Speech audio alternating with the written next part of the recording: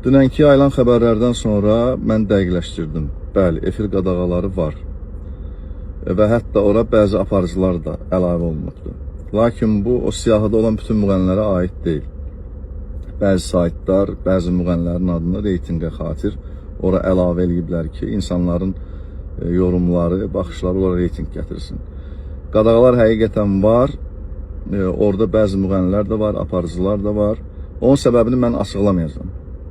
Sadəcə bunu deyə bilərəm ki, bu qadağaların bizim millətimizə çox böyük faydası dəyəcək.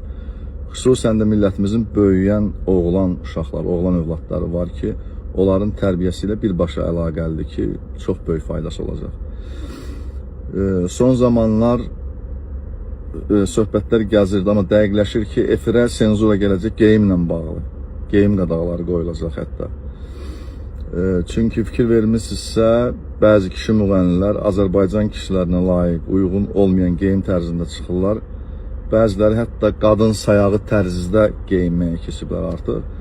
Bəzi qadın müğənnilər də var ki, az qalır ki, hətta gecə paltarında çıxsınlar efirə. Bu senzuranın həqiqətən qüvvəyə minməyinə mən çox sevinirəm. Buna sevinirəm. Çünki bizim dəfələrlə vurğuladığımız verilişlərdə, aparıcılarla, müğənnilərlə ki, mənim mübahisələrim olurdu geyimlə bağlı. Hamı gəlirdi üstümə ki, akşin, geyim, yəni əxlaqla nə əlaqəsi?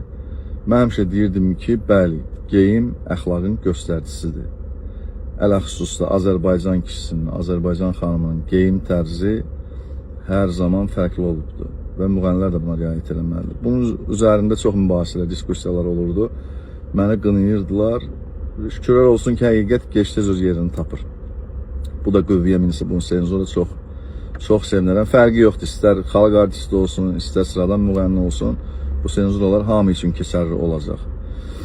Bunu deyə bilərəm. Qaldı ki, verilişlərin yayımlanmağından bağlı, mənim efirə çıxmağımla bağlı mənə heç bir qadağa yoxdur. İnşallah ki, Ramazandan sonra bəzi verilişlərə dəvət almışam ki, orucluq ayına görə mən çıxmıram. İnşallah Ramazandan sonra efirlərdə görüşəcəyik. Allah əmanət olun, Allah axırımızı xeyirləsin.